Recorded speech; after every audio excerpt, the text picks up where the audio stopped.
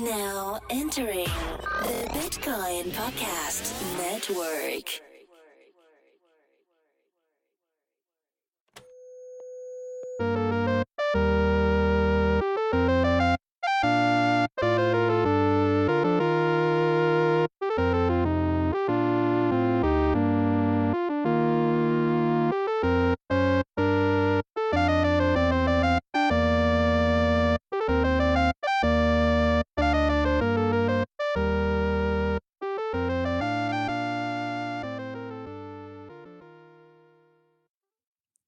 Hey everybody, how's it going? It's D and Jessie here for another week of just the headers.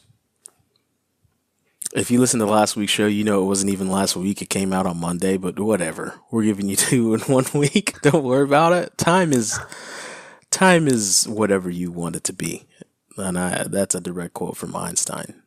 So, Jessie, let the people know who you are. What you do. I don't do anything. But that is fucking false. That is so false, man. Tell the people the accomplishment. I don't do anything, dude. I really don't. We do this podcast, and it's great, and I have a good time hanging out with you and reading the headlines of crypto, and that's what we do. That's all I'm about. That's all we have to offer. That's it. That's not true. You're the number 1 Battlerite player in North America. Dude. What? You're not supposed to tell people that. What? Why not? Because it's just something you just don't talk about. It's like Fight Club. That's not true at all. You're a streamer. Well, okay, I'm sorry. So Jessie is not the number 1 Battlerite player that we've been telling you to go check out his stream, the Mexican Filipino, for the last 2 months as he climbed the ranks of Battlerite. That's not Jessie. That's just some Mexican Filipino guy that looks like Jessie. Exactly. Yeah, I'm sorry. So Jessie's totally not the best Battlerite player in North America, and he's totally not in a tournament as we speak tonight, December 14th, my father's birthday, going to be playing happy birthday in to your dad. Yeah, he's 62 now. He's old as shit. So I called him this. Potential mic fallout. Okay, we're good. I called him this morning, and I was like, "Hey, happy birthday. How do you feel?" And he was like, "Old. It's crazy. Like, have you ever stepped on a curb and worried that your knee was going to blow out?" And I was like, "No." And he's like, "Well, I do. That's my life now." And I was like, "Oh, okay. Well, happy birthday." So that sounds awful. Well, if you're just now listening to the show, I apologize for the first 3 minutes. This is how these shows go. We talk about the headlines in crypto, okay? And sometimes we go on tangents, but most of the time those tangents are good for your soul as they are for ours. Isn't that right, Jessie? Exactly. Have you ever heard chicken soup for the soul? Well, this show is like fucking chicken soup for the crypto enthusiast soul. So, man, my mom used to have those books all over the place. Yeah. Chicken soup for the hoarder soul. Chicken soup for the sexual addict's soul. God. What? It's true. It's true. They have souls too, and they need chicken soup. Yeah, it's true. If you had to write a chicken soup book, what would it be for? Chicken soup for the man's soul. All of man. All of man, of the human soul. Chicken soup for the human soul. I think that's the first book, though. Chicken soup for the soul. Oh, all right. Chicken soup for.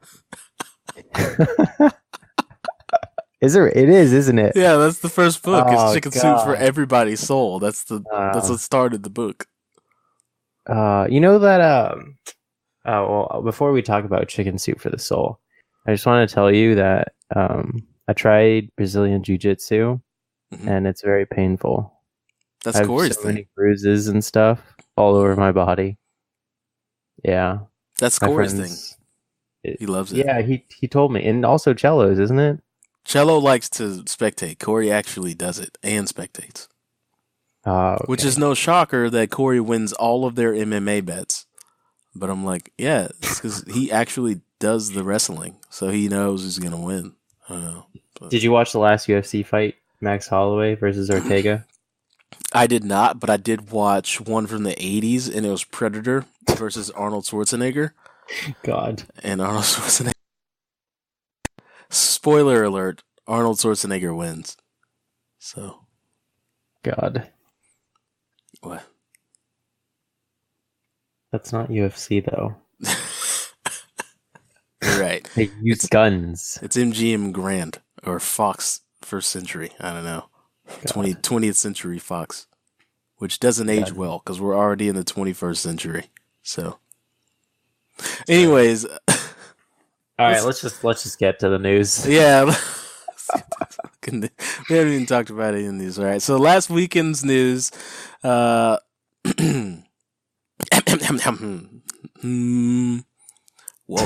Bcash is getting ravaged.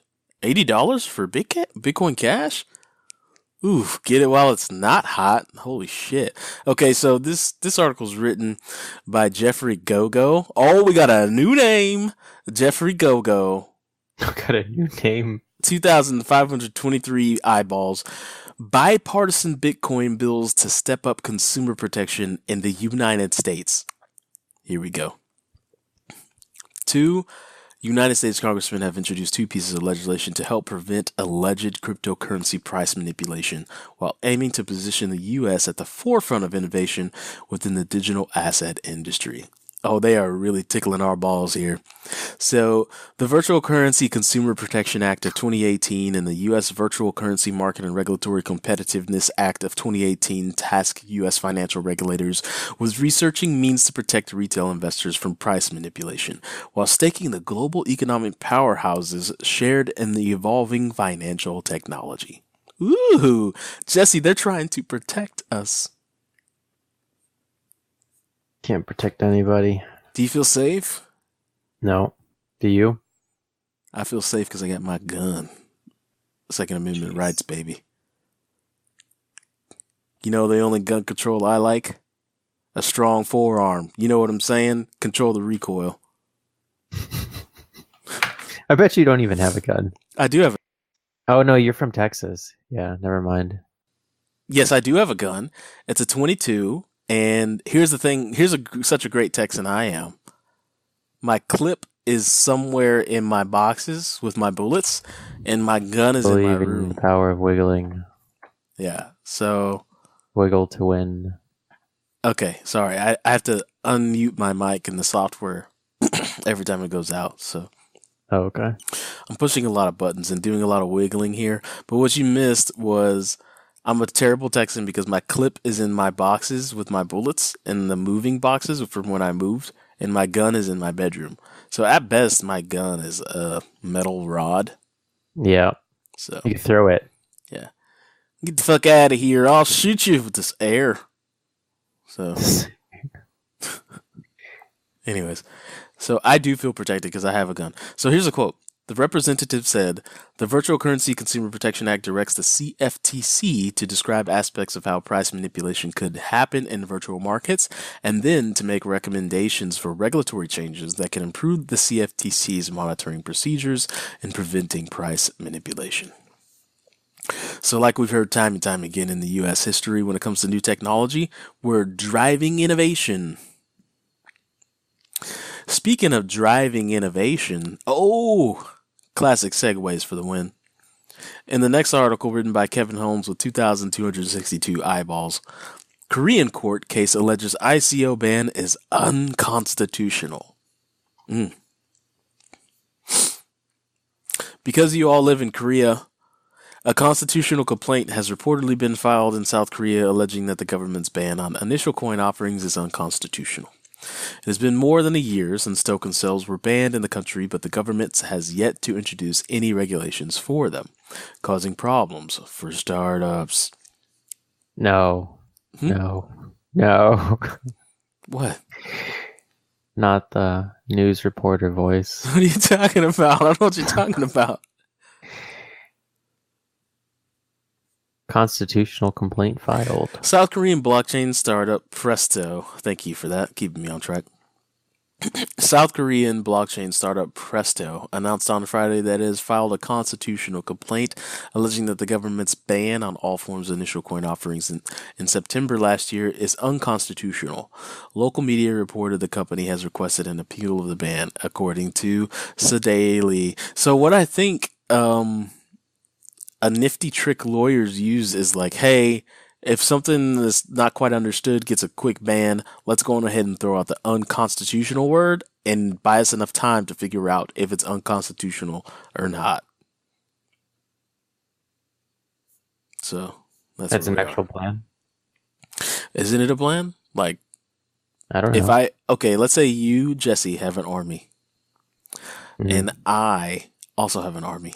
We both know that we have ground troops. But I tell you and others that I have air forces as well. Right? So while you're spending your time looking out for my air forces and building new technology to shoot down my air forces, I just attack you with my ground forces in an overwhelming manner.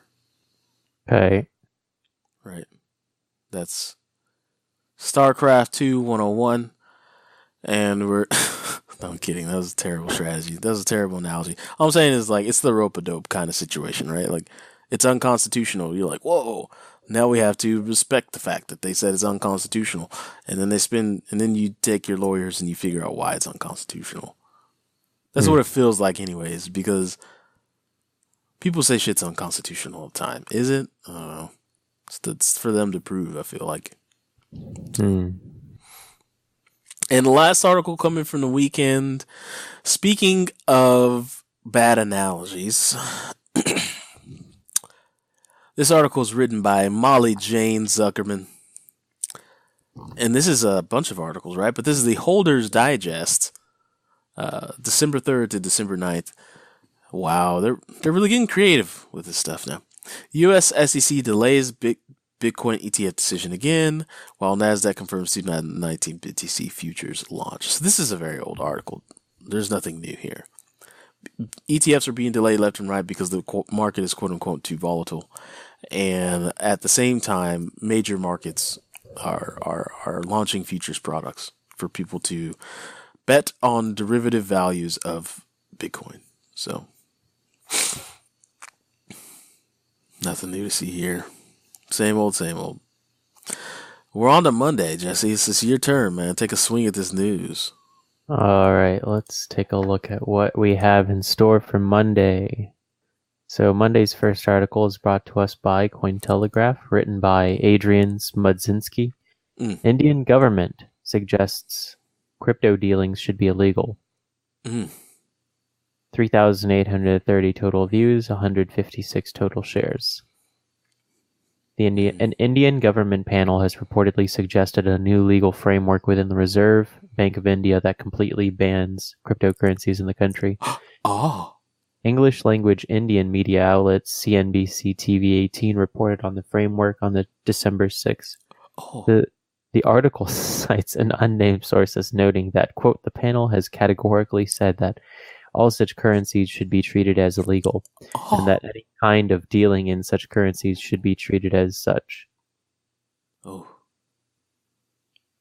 So it looks like crypto climate over in India is not friendly overall toward crypto enthusiasts. Not at all. And it looks like at the end of the article, they're talking about Ernst & Young announcing that they're going to be expanding by hiring 2,000 employees in India.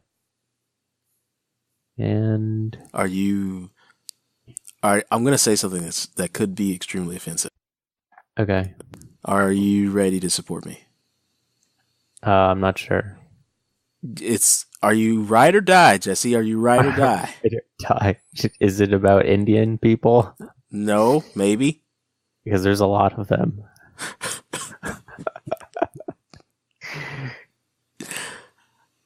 Are you ride or die for this joke or not? Because it's just a joke.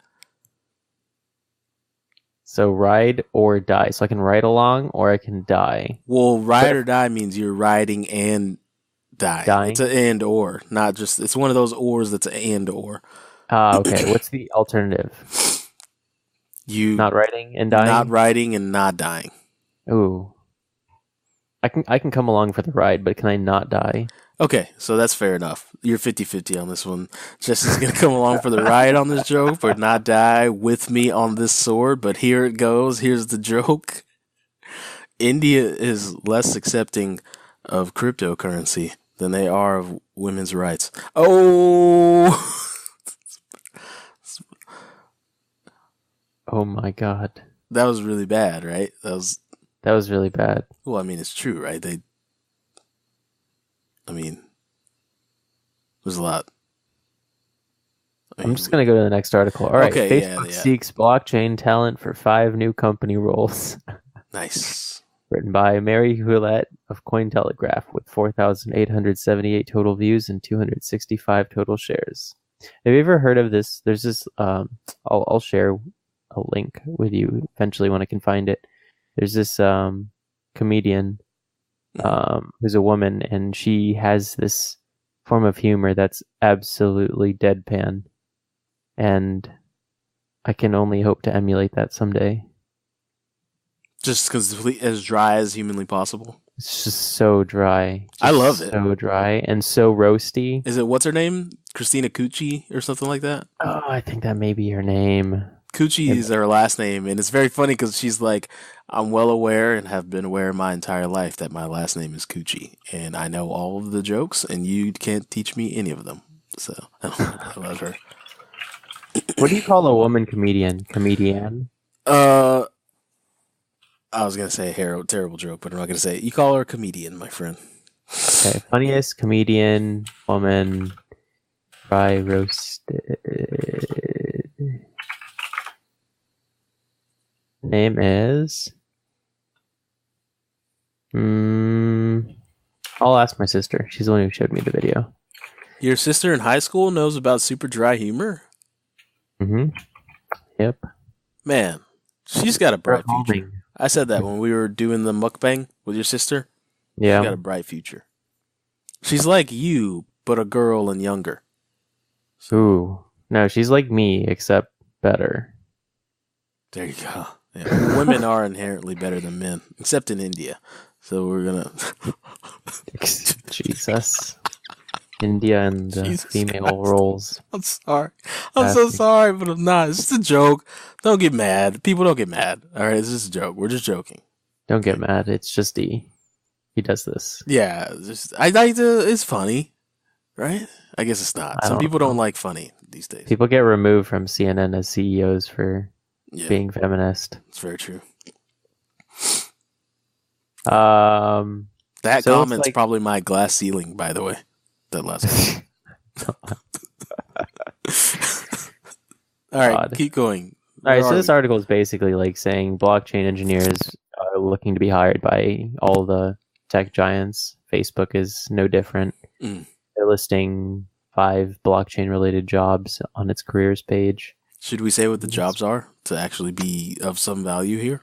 Okay, sure. So, what is it? The ads for the 2 software engineer blockchain roles indicate that a blockchain specialist joining the existing software engineering team would help build the quote large distributed components that run Facebook, which need to scale to serve quote millions of requests per second, and to do so with quote sub-second latency and in a fault-tolerant manner. Yeah, so that's not blockchain. So basically, they want somebody who's experienced with blockchain that has a solution for a problem that they're trying to make their own money. Maybe they're trying to make Ripple. Yeah. They're gonna fork Ripple. All right, cool. Yeah. Good deal. Last article for Monday. Wait, before we go on, you don't have to die with me, Jesse. Just in case people don't have a sense of humor, I'm sorry about the India comments. India's a great country, except for maybe at soccer. I'm pretty sure you guys aren't good at soccer. I've never heard you being good at soccer. But obviously, I love women. My girlfriend thinks I love her. And my mom does too. All right, next article. Okay. PayPal launches. Psych, fuck blockchain-based- India. No, I'm kidding. Sorry. It just felt right. It felt right. I'm back to the task at hand. Real PayPal apology. launches blockchain-based innovation reward system for employees. Written by Anna Berman, Cointelegraph, 6642 total views, 321 total shares. Major global online payment system PayPal has launched a blockchain-based reward system for its employees. Mm-hmm. That's it. That's where this article needs to stay. That was it. All right, we're done. PayPal's making a blockchain-based innovation reward system. So it's interesting, man. It's like weird how the initial motives of blockchain technology and cryptocurrency are just being straight up bastardized and trickled out to the masses in these weird emerging entities.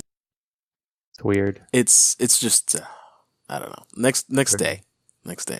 Tuesday. I love India, by the way. So, Cointelegraph, this is an article. This is Tuesday's news. So, on to weird emergent things. Galaxy Digital and Block.one lead a $30 million funding round for U.S. Disruptor Bank. So, 30 million bucks are going to a disruptor bank. I don't know what that is. It sounds like a bank of electric components that are made to disrupt a signal and quite possibly short circuit a chipset. I don't know what I'm saying. I'm just bouncing things off of you, Jesse, at this point. Okay. Okay, I'm down. I'm down for this ping pong of words. Let's do it. 5,170 total views. This comes from William Suberg, our main man with the shades on.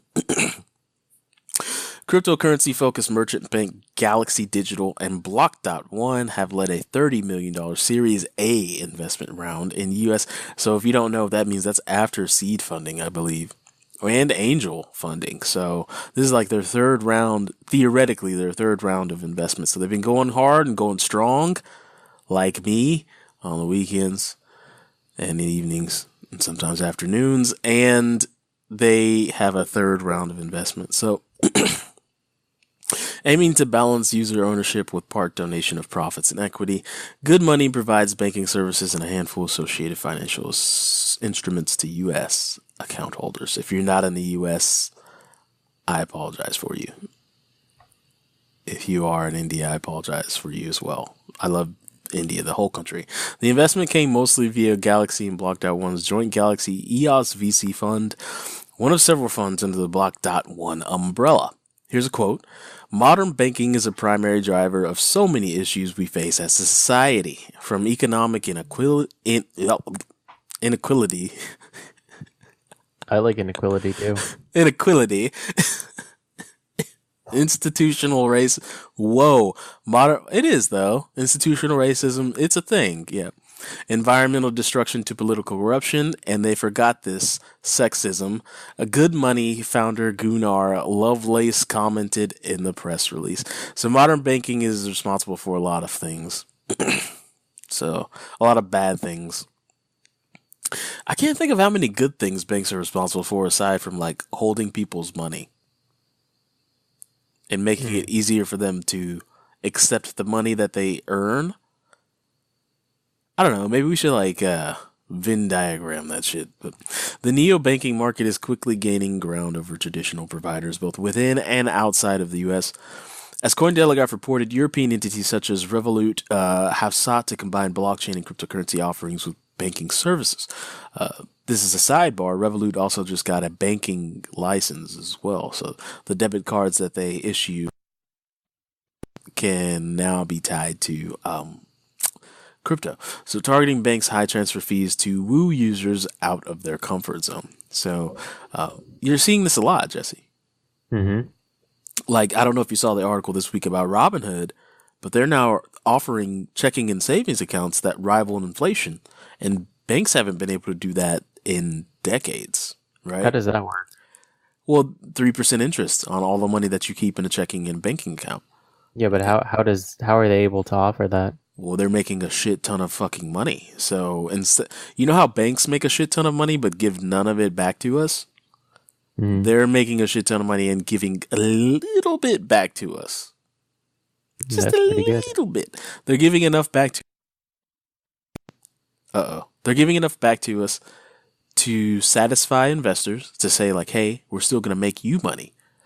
But we're going to make you money by bringing on all these new people with this tantalizing offer of 3% interest rates on their checking and savings accounts.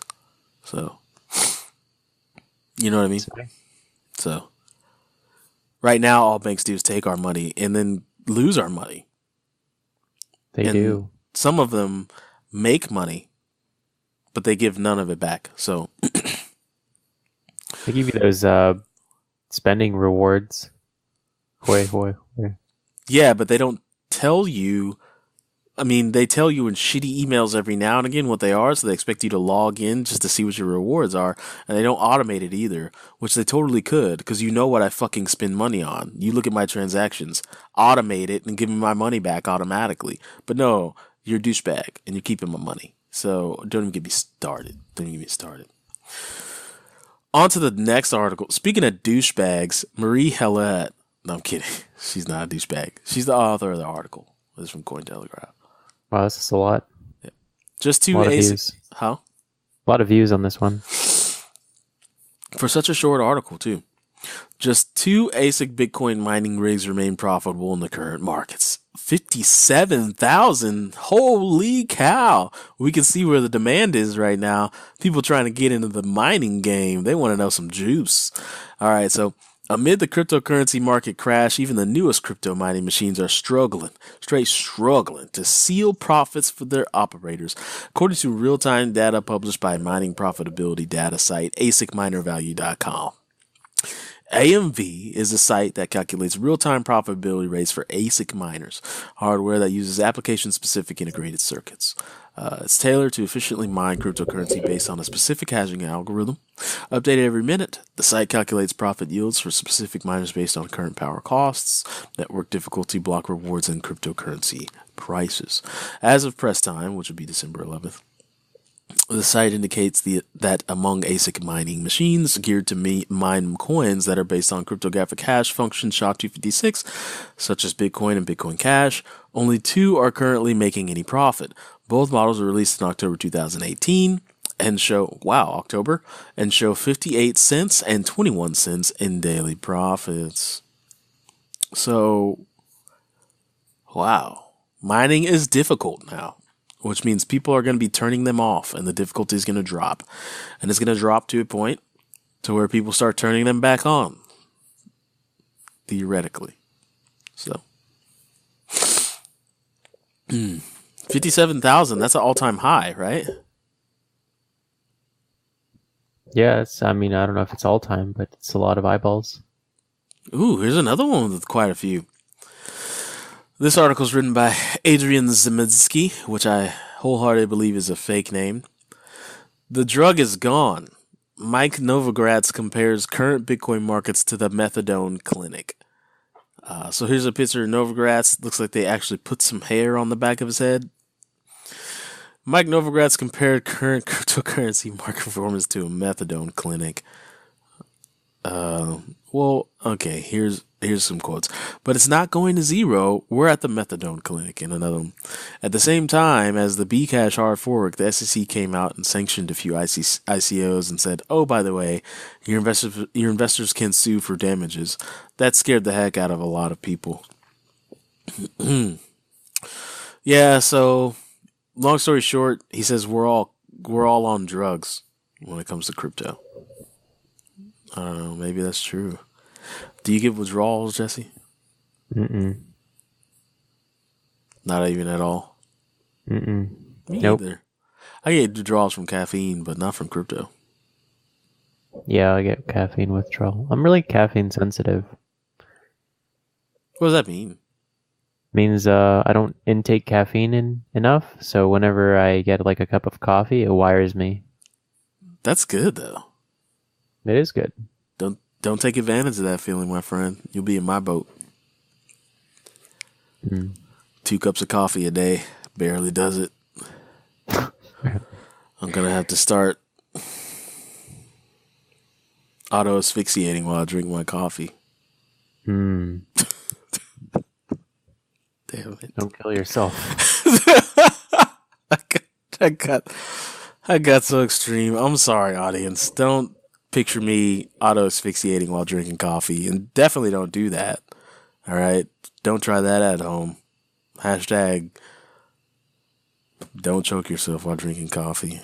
Probably need to say that now. And hashtag I love Indian everything. So, I'm sorry, Jesse. I'm really derailing this episode for you, and I feel the energy in the room as if you are not having a good time, and I'm sorry. No, I'm actually having a great time. I'm You just are practicing being dry. Oh, interesting. Mm-hmm. This is like some Monty Python type shit. Okay, well, We're not there yet, but we're trying to be. I like it. We're getting there. We're developing our voice. You know, we need to start watching improv groups. You broke character. You're supposed to be dry. Sorry, dry. Drier than a saltine cracker. All right. So. All right, Wednesday's news. My turn.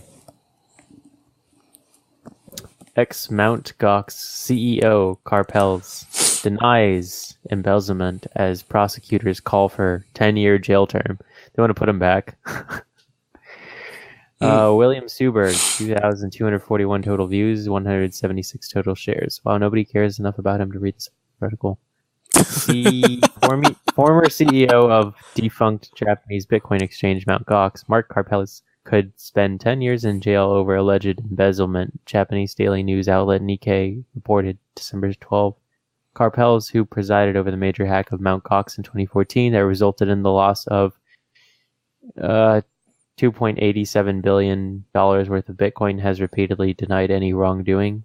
In a Tokyo court on Wednesday, prosecutors read out an indictment against the embattled executive who is currently confined to Japan as a condition of his bail, claiming he stole funds worth $3 million. That's it?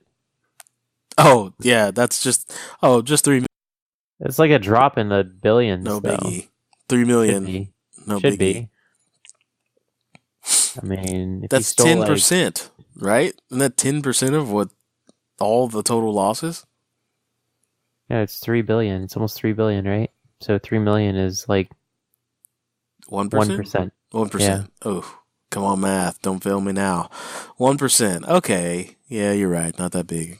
Oh well. Wait, no, I'm retarding out. No, it's 0.1%, right? Wait. 3 million out of 3 billion. No, it's 1,000th. Yeah. You're right. So it's even 0.1%. it's like it's a drop in a bucket. I don't know. At least I wouldn't care.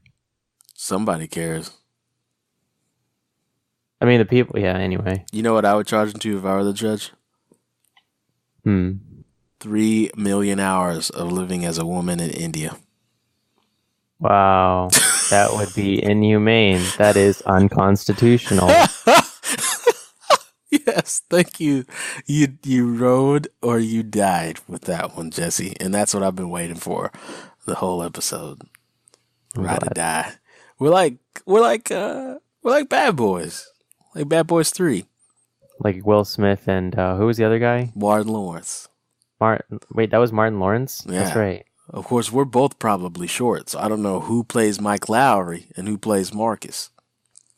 Will Smith is tall. You're aggressively not black, so there's also that. But all right, fine. I don't mean aggressively. I just mean like it'd be really hard for someone to look at you and think that you were black. Really? So, I mean, just throwing it out there. Wait. I have to send you this picture. Hold on, let me see if I can find it. Aggressively not black. That doesn't even make any sense. Where are you in this picture? Just. Well, here's the thing, and I don't want to seem. I know I seem racist a lot, which is weird, but are there black Asian people? Yeah, dude, they're pretty cool. Really? I've never seen a black Asian person before. Like, I've seen Blasians before. That's from a Nelly song.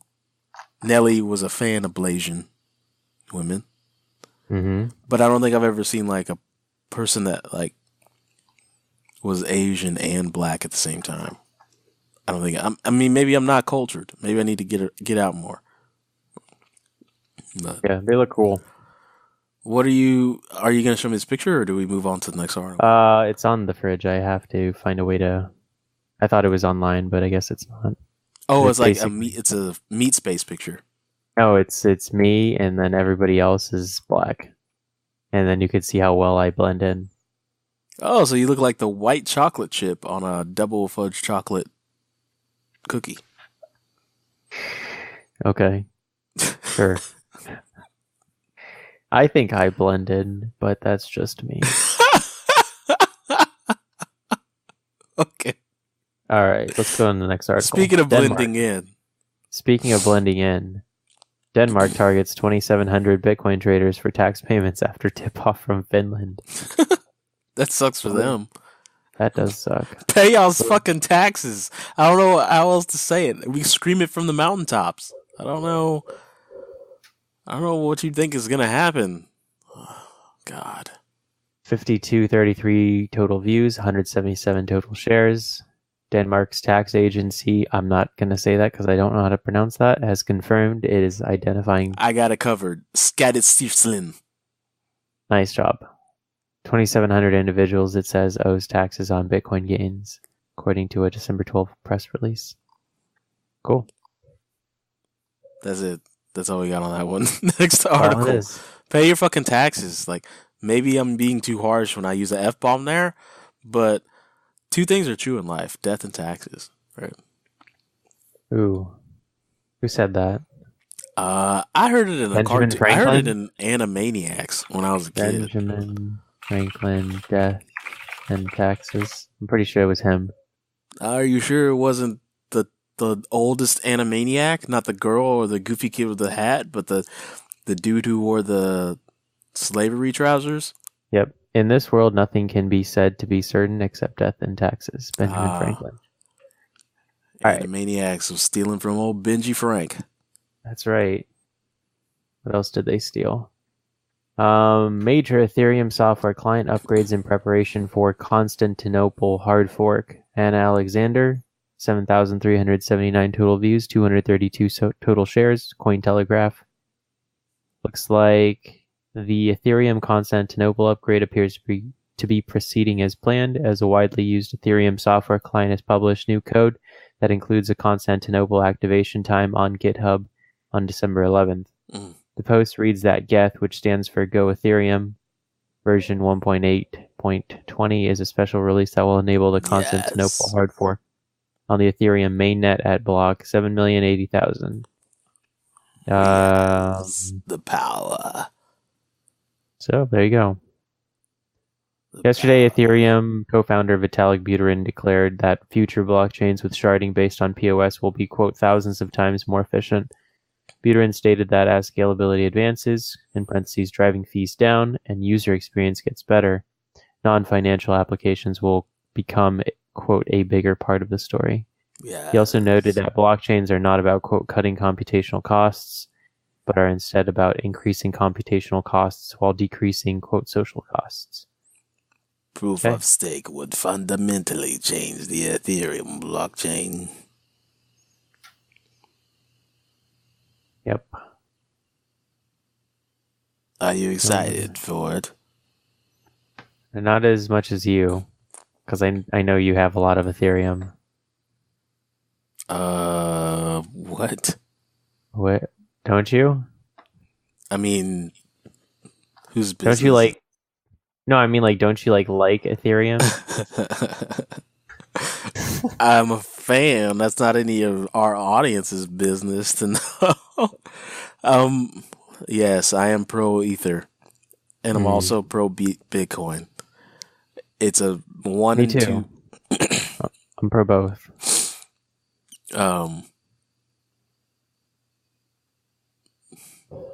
Audience, it's not your business to know my business. So, Why do you care? I don't know, man. You don't want everyone to know. I don't run around the streets telling everyone how much money in my wallet. You don't have. You have like majority Ether. How about that?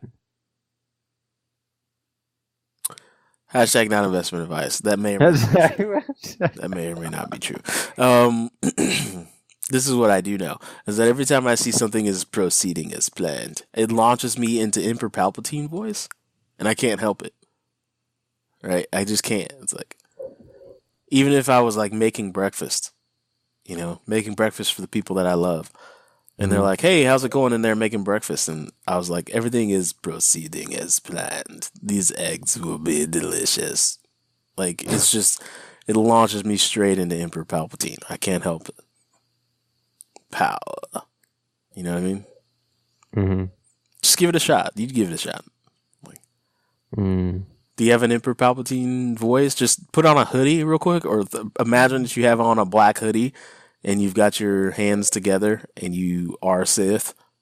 And say something like, I am the number one Battlerite player in North of America. Everything is proceeding as planned. No, I'll just get you to say that and I'll record it and then just use that. Yeah, clip that for your stream. I am the best Battlerite player in all of the Western Hemisphere. Everything is proceeding as planned. There you go. That was good. Imagine there's some like lightning going through your fingertips. Yeah. I'd imagine masturbation is tough for Emperor Palpatine, because what if you're just giving it too much power one day and you just electrocute your dong? You know what I mean? Maybe that's a thing. Yeah. You'd have to use a anti-conductive lubricant if you were Emperor Palpatine, because all that juice coming from your hands, you don't want to run the risk of zapping your member with all that power. So, okay, next article. That got weird. Oh God. Moving on to Thursday. Wrap this up, please. Emperor Palpatine would be screwed in a world of Pornhub. He would be done for. Like, he wouldn't be able to manage anything as a Sith Lord. Okay. Shout out to Joe. The daily Uber Meets Bitcoin basis stablecoin shuts down. So, oh wait, that has nothing to do with Joe. And they probably shouldn't be using Uber's picture. But this is written by Kai Sedgwick, an OG in the crypto headlines game. In Thursday's installment of The Daily, we report on highly anticipated... Oh wait, there was a comma there. So Uber Meets Bitcoin is different than basis stablecoin shuts down. So a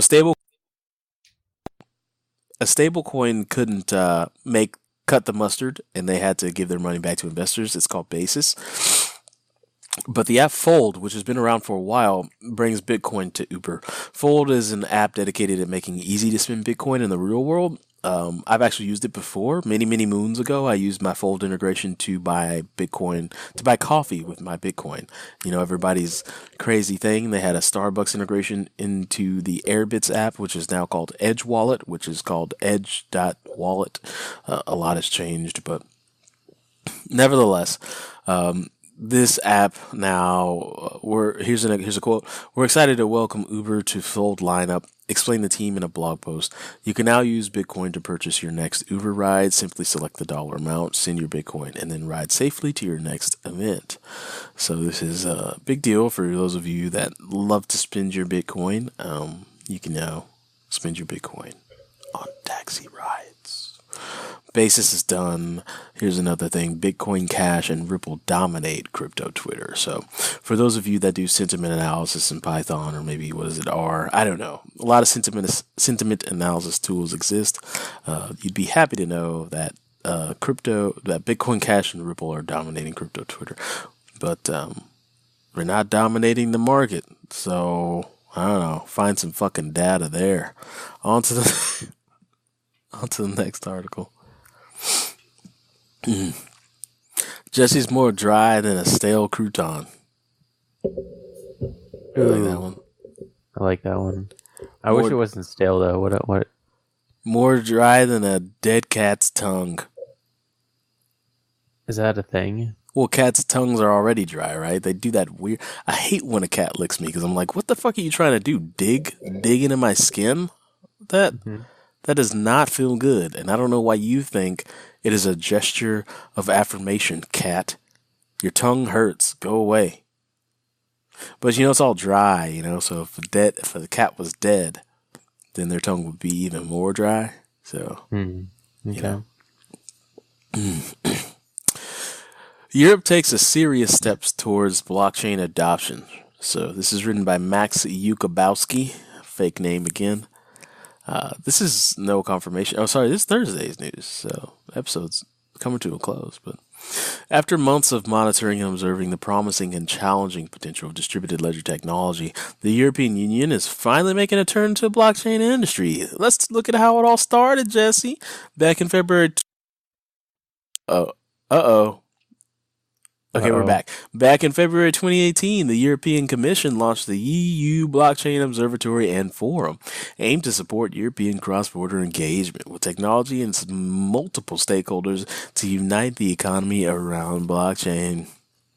Since its official launch, the newly established organization, supported by European Parliament, has released 3 thematic reports. The first one in July, dubbed Blockchain Innovation in Europe. The second one, Blockchain in the GDPR.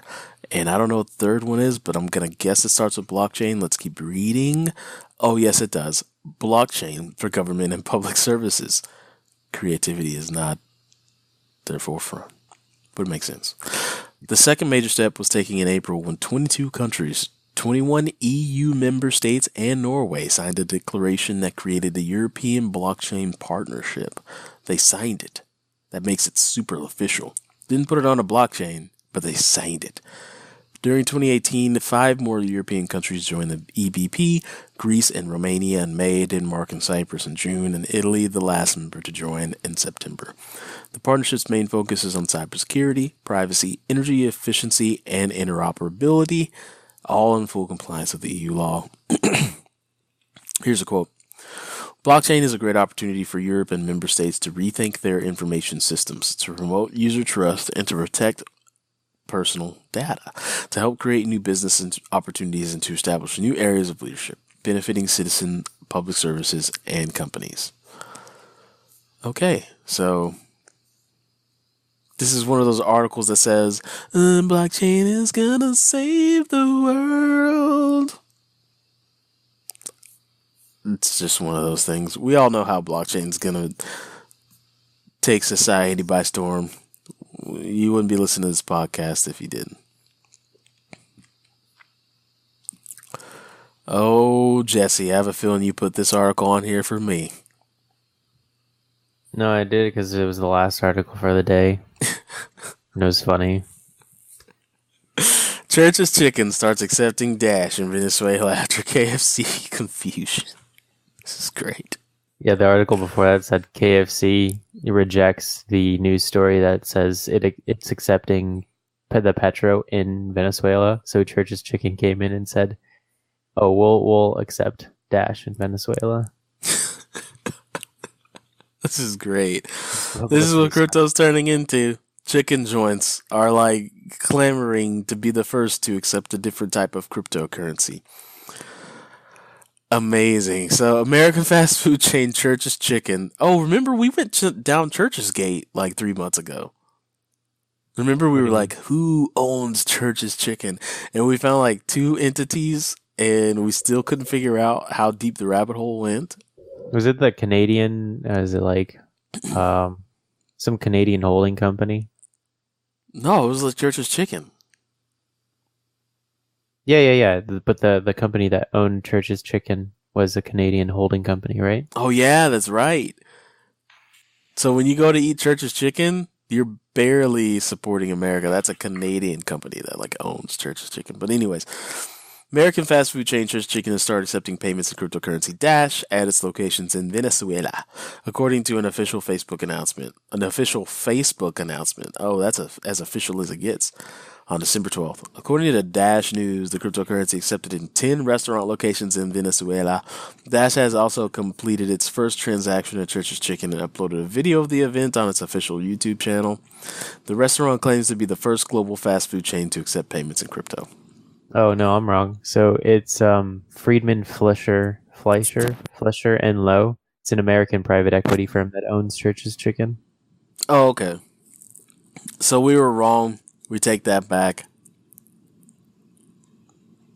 Later, KFC Venezuela denied the news, stating that processing payments with Dash is not a fact, nor has the publication of any news about been authorized. So KFC is denying Dash, but Churches is saying, hey, you can dash away here. You need 2 breasts and a thigh? Well, give us some of that Dash and make sure the price ain't too high. Boom. Or maybe make sure the price is high. I don't know. That's your slogan. Here's maybe a jingle. Here's a jingle. Like, if you're trying to get fried chicken in a Dash, you need to be spending Dash. Oh, yeah. That's pretty good. I'm okay with that. That's pretty good. All right. That's pretty good. Here's a quote. We're going to wrap the show. Sure, we don't know exactly what Bitcoins are or how they work, but that shouldn't come between you and some finger-licking good chicken. That's a quote. Oh, boy. AFC Canada introduced a PR stunt in which it offered a, quote, Bitcoin bucket of fried chicken. Yeah, that's where that stemmed from. Bitcoin. There we go. That's interesting. Bitcoin's understanding shouldn't get between you and some finger-licking good chicken. Jeez. You know what's funny now that I'm thinking about it? Every time I serve chicken to someone, I'm going to have to ask them if it's finger-licking. I just made some chicken parmesan at the beginning of this week, and there's leftovers, so when I feed it to my loved ones, I'm going to say, hey, I see you're not licking your fingers. Is this chicken not finger-licking?